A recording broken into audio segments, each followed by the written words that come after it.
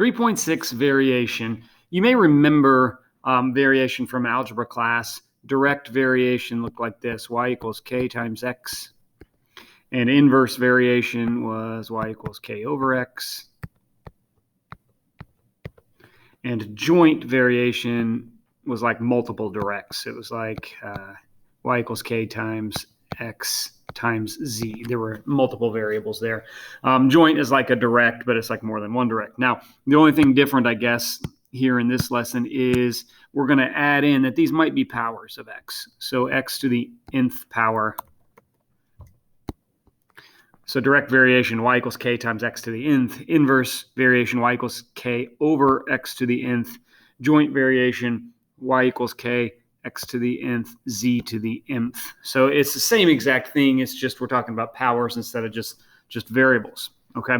So I want you to think about this in phases or steps.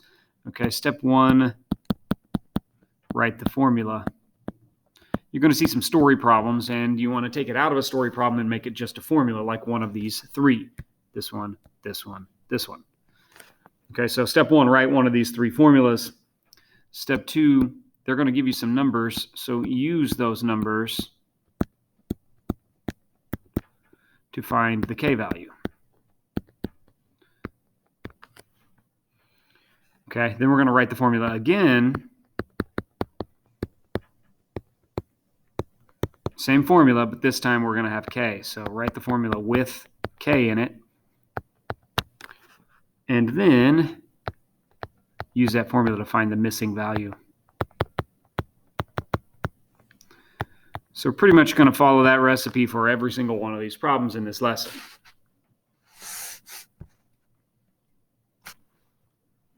Example 1, at a given average speed, the distance traveled by a vehicle varies directly as the time. So you can see that word kind of jumps out. I know which formula to use already. If a vehicle travels 156 miles in 3 hours, find the distance it will travel in 5 hours time. So I know it's direct. So step 1, write the formula. I know it's y equals kx. Okay, or actually, you know what? Let's don't write y equals kx. Let's look at the actual variables in the problem. Distance traveled by a vehicle varies directly as the time. So why don't we use those letters? D equals k times t. That'll be a little bit more descriptive and help me out when I have to plug in the numbers. So all of these problems are pretty much set up the same way. They're going to give you like all of the numbers that you need, and then they're going to ask you a question. Okay, so if a vehicle travels 156 miles in 3 hours, so 156 miles is the distance, and 3 hours is the time.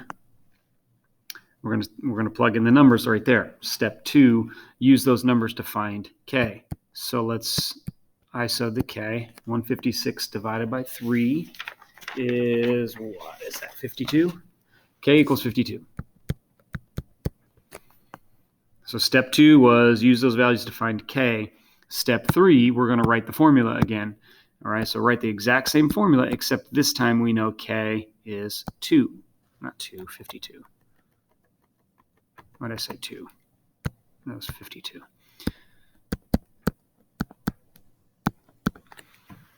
All right, so D equals 52t. K is a constant, 52. It will always be 52. Every time you plug in numbers, it's going to be 52 for this problem. So then step 4 is the last step. They always give you like some of the numbers, but not all of the numbers, and you're trying to find the other value. So find the distance it will travel in 5 hours. So just plug in 5. 52 times 5 is 260.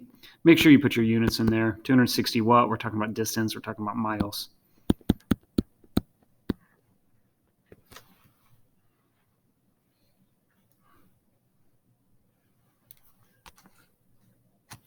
Number 2, in a certain manufacturing process, the cost of producing a single item varies inversely as the square of the number of items produced. So you can see that it's an inverse problem, okay?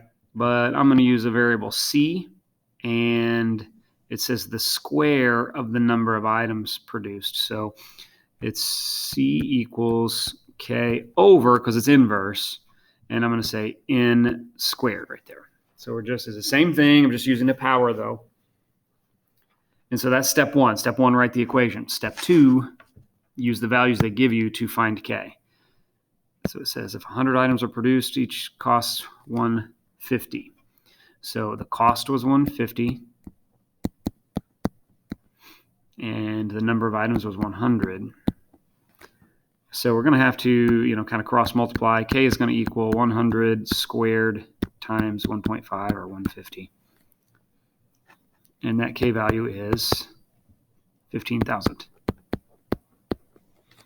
K is 15,000. Step one, write the formula. Step two, find K. Step three, we're going to use that K in the formula. So go back and write the formula again, but this time we know the K value. The constant value in this problem is 15,000. And then step four is going to be, plug in the final value to find whatever you're missing. Find the cost if 250 items are produced. So we want to find C if 250 items are used. So we have 15,000 divided by 250 squared.